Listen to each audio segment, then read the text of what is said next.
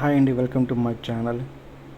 నిన్న నామినేషన్స్ ప్రక్రియ అయిపోయింది కదా. అసలు ఓటింగ్ శాతము ఈరోజు చూసుకుంటే దూసుకెళ్తుంది. మామూలు ఓటింగ్ వేయట్లేదు. సో అఫీషియల్స్లో, సోషల్ మీడియాలో.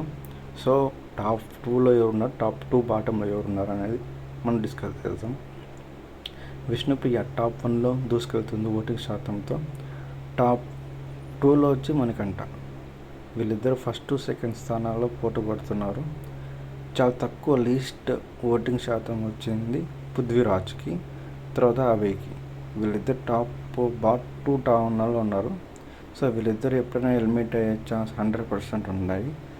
70% పృథ్వీరాజ్ ఈ వీక్ ఎలిమినేట్ అయిపోతారు. ఒకవేళ పృథ్వీరాజు ఓటింగ్ శాతం ఇట యష్మి ఓటింగ్ తర్వాత ఇంకో మిగతా కంటెస్టెంట్స్ ఓటింగ్ బట్టి ఒక తారుమారు అయితే మేబీ అభయ్ వెళ్ళిపోతాడు. మ్యాక్సిమం పృథ్వీరాజే ఈ వీక్ ఎలిమినేట్ అయిపోయే అవకాశాలు కంపల్సరీగా ఉన్నాయి. So coming to the promo, ఈరోజు కొంచెం ప్రెమో వచ్చింది, దాన్ని డిస్కస్ చేద్దాం. దేని అంటే మణికంఠ అండ్ యష్మి. మణికంఠ తన అనుమతి లేకుండా యష్మిని హగ్ చేసుకున్నాడు. తప్పు. ఫ్రెండ్ అయినా సిస్టర్ ఎవరైనా ఫస్ట్ తన అనుమతి తీసుకున్న తర్వాతనే ఒక లేడీ మీద మనం హగ్ చేసుకోవచ్చు. సో ఈ షోలో చూస్తే మొత్తం మణికంఠ అయితే తప్పు ఇచ్చాడు. కానీ అన్ఫార్చునేట్లీ జరిగింది కాబట్టి leave it, that is NATing to matter.